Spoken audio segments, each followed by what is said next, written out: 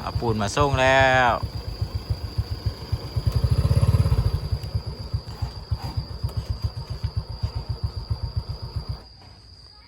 พี่น้อง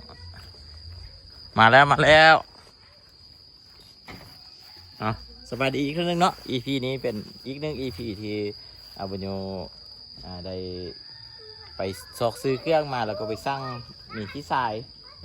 ล้วก็มีหินก็จะเอามาส่งไปซอกซื้อล่าย่างได้วงกบได้อันนี้เป็นกองหินเนี่ยนะฮะ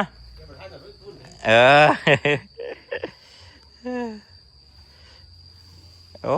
ก็ได้ไล่เติบเดีเขาก็อันนั้นไอซิดเอามาส่งเอามาเทพื้นก็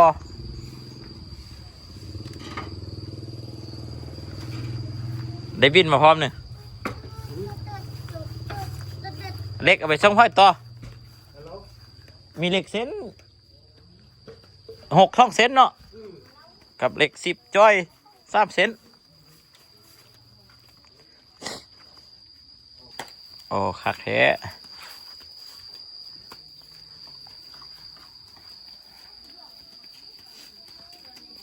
ชาวเปาเนาะรวมกันเนาะ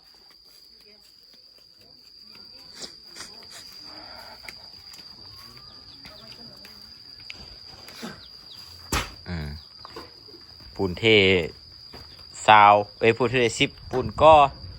10อันนี้มันกล้ามยังค้อนนี่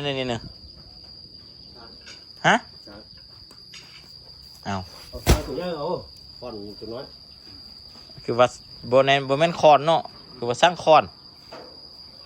สร้างก็ได้ค้อนก็ได้แต่ราคาพูดเห็นพูดเด่น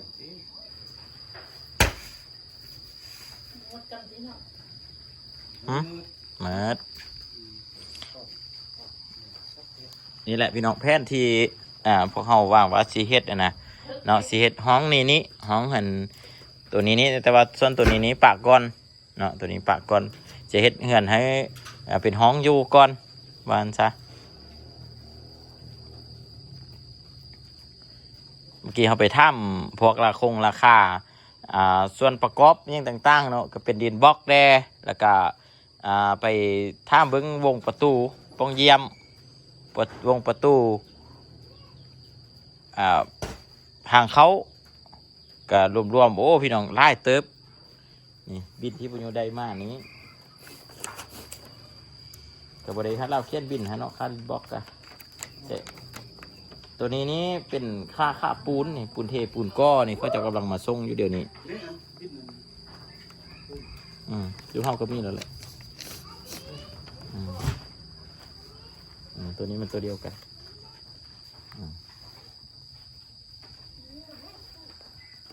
ตัวนี้ก็2,100,000เส้นกับ44,000เลยอันนี้เป็นเฉพาะปูนแต่วง4 อันนี่เป็นในบ้านผม3,000 ป้ายครับอันนี้หินทรายนี่ยิ่งราคาอันนี้หินทรายใช่ราคากระดุดราคาพิเศษเลยหินทรายแล้วก็มีอีกนี่มันอันนี้กระทะนี่วงประตูกับบ้านประตูนะซ่องสุดนะแนวละซ่องสุดเนี่ย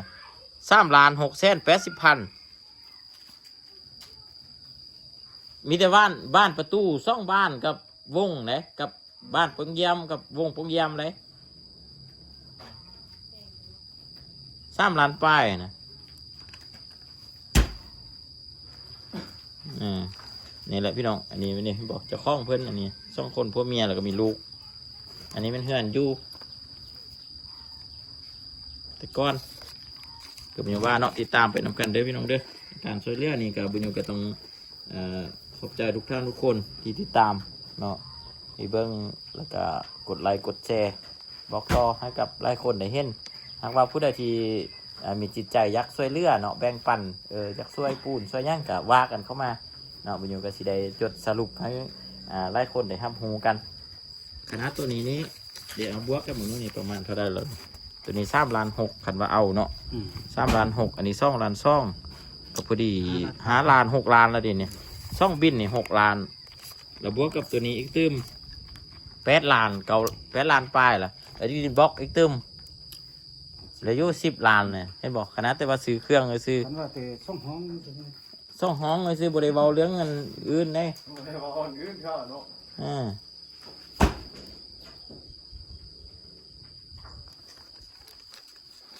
โอ้แข็งแห้งเว้ยปุ๊บปั๊บปุ๊บปั๊บ50 กิโลนั่นแหละเมื่อกี้ไปสร้างซื้อดินบล็อกเขาจะเอา400ดินบล็อกนี่ยักใดประมาณ700หรือ600เบิ้งตัวจริงเบิ้งก่อนก็นี่สิก็ทางออมนี้มีแต่จงฝ้าตัวนี้นี่มันจะมีฝ้าขันกลางนี่เด้เนาะฝ้าขันกลางนี้ เดี๋ยวนั่นน่ะ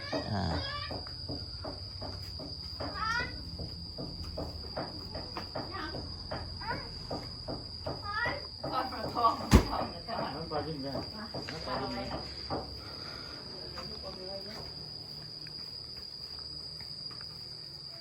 เนาะพี่น้องกับประโยชน์ให้พี่น้องเบิ้งตัวนี้ห้าก็ยกวันที่ประมาณวันที่10 ปลายเนาะ18 19ประมาณนี้เนาะชื่อบ่เพราะว่า21 22ผมค่อยไปเลยประมาณวันที่21นี่เนาะ วันที่เช้าตอนนั้นไปวันที่เช้าฮะที่พอเมื่อวันที่16 แมนแต่ว่าหักคือเจ้าเฮ็ดก้อนนี่ผมค่อยบริยูเลย ประมาณที่เก็บเก่าก็ได้ ประมาณนั้นนี่ไม้นี่ก็ซื้อไม้ดิที่ว่าไม้เก่ากับบได้ไล่โตเลยเนาะ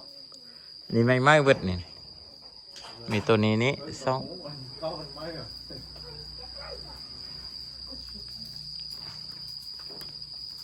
เอาช่วยๆกันไปพี่น้องเอาบุญนำกัน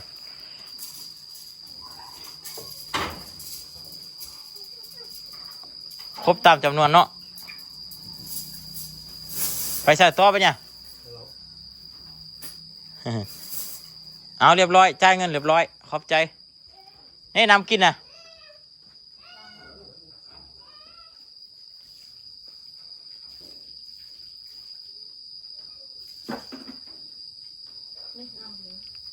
กระสาง3 ตัว ได้นะสิ่ง ตัวไปนู่นมา สุดท้ายมัน หนูมาเนาะ สี่คนจะพอ รอบ4 คน นั่น พอดีพร้อมกัน เพิ่งหรือว่าเพิ่งสะเจ้ามา คนเหล่านี้ เด้เอามาเด้เป็นปูนเป็นหยังกะเอามาแล้วนี่ไปซื้อเครื่องเมื่อกี้ไปท่าเบิ่งราคาหมดเกือบ10 ล้านแล้ว บ่ได้เฮ็ดหยังเถื่อเบิดเกือบ10 ล้านแล้วจะซื้อปูนซื้อวงกบซื้ออันหยังขนาดว่าบ่เตออมห้องนี่สิไหลออมห้องน้อยนี่สิไหล ห้องเดียวเลยของแพงเลยดินี่ ห้องแพงอะไร ของแพง เป็นบ้านที่3,000,000ไป แต่บ้านซื้อบ้านนั้น กับวงพร้อมกัน บ้านประตูกับวงเนาะอันเดี๋ยวประตูทางเขาหัน2 อันแล้วก็ปงยามมัน2 ปองไปท่าเบิ่งราคาทั้งหมดนั่น3,600,000 3,800,000ถ้ามันแล้วแหละคันว่าจักใดก็มีแต่ว่าสร้างมาส่งแด่สิเขาเจ้าก็มาส่งแล้วก็จ่ายเงินเข้าเลยกระเชียบอกกระช่างทำนี่บอกพูดเทศนั้นก้อนคือเวลาเฮ็ดมืออื่นนะใช่ปะเทศตรงนั้นบ่ เดี๋ยวนี้ มือใดลงมือใด ก็จะเริ่มก่อมือนี้นี่แหละก็จะสิเริ่มก่อออมนี่ก่อพื้นมันก้อนนะก่อทางลุ่มเพื่อประสิตังวงปองเยี่ยมหันปองเยี่ยมกับตังเบื้องนี้กับเบื้องนี้ปองเยี่ยมนะเบื้องทางนี้กับเบื้อง ที่เป็นใช่ลายดอกซองป้องก็แล้วนะบ้านเฮาใช้ป้องเยี่ยมลายโพดเขาจะบอกจำเป็นห้อง1 ป้อง 1น่ะอยู่นี่นะที่บ้านเฮาใช้ลายโพดป้องเยี่ยมเดี๋ยวมันก็เย็นเลย เพราะว่าใส่อันนึงนี่อันทางหัวนอนอันนึงแล้วก็ใส่ทางเบื้องเฮือนครัวนี่อันนึงแล้วเบื้องนี้ทางนี้นี่มันสิมีประตูทางออกนี่ ในทางอ๋อเงินครัวนี้อันไปทางล่างนี้อันนึงแล้วก็อ๋อห้องนอนนี่อันนึง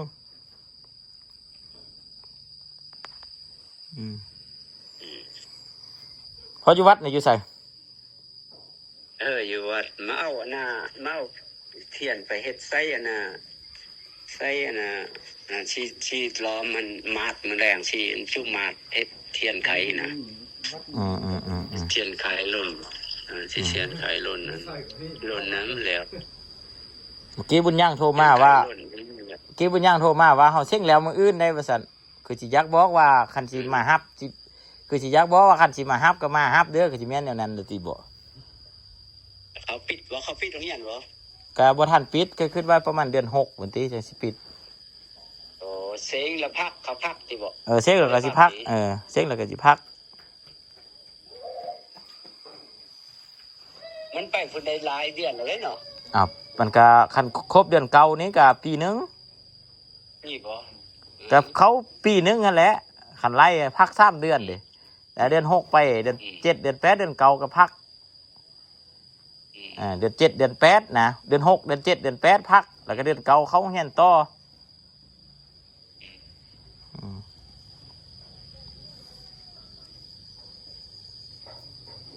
เอาเบิ่งอันลูกเบิ่งอัน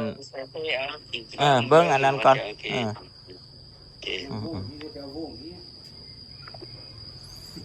พอต้องตันโทรมา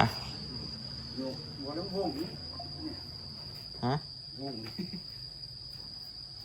ก็มีแต่ว่าเขาก้อตัวพื้นนี้คือเขาเบาก้อนเนาะเราเบิ่งคันว่ามันกับบทันแล้วที่มือนี้นะก็มีแต่ก้อพื้นนี้เนาะทางด้านเมื่อทางทุกด้านนี้เนาะตัวนั้นกระจงตัวนี้กระจงก้อนตัวนี้กระจงก้อนตัวนี้ก้อนเพียงใดเขาสีใช้เพียงตัวนี้ฟ้าตันเดี๋ยวเนาะ หมอนี่ให้ตั้นเลย ก็ตัวนี้ก้อนก็ได้ตัวนี้ก็ตันบ่ตันก็เฮ็ดจะได้สีจงไว้ให้เป็นโล่ง ตั้นเลย นี่1ฟ้าตัน2ฟ้าตันก็ฟ้าตันนี่แล้วก็ตัวนี้ก็ก้อพื้นนี้ไว้กันว่าอันก้อทับนี่มีแต่ทับเทิงตี ทับหมดเลย บ่เฮ็ดลุ่มกับไส้เนี่ย สร้างว่า กัดบ่ไส้มันก็สิบ่เพียงเนาะ ขันทับเลยสะทับหมดทั้งหมดของเยี่ยมเฮ็ดแบบนี้เนี่ย แต่เล็กเส้นนั่นแหละเส้น เส้นเนี่ยแล้วเส้นก็พอแล้วเส้นนึงลูกเส้นนึงก็ได้แล้ว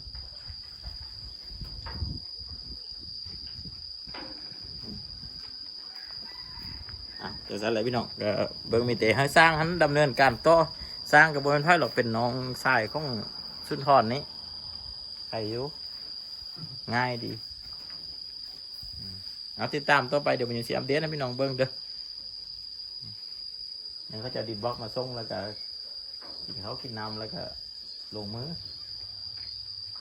เล็กก็มีฮันแล้วเอาติดตามตอนต่อไปขอบใจทุกคนที่ติดตาม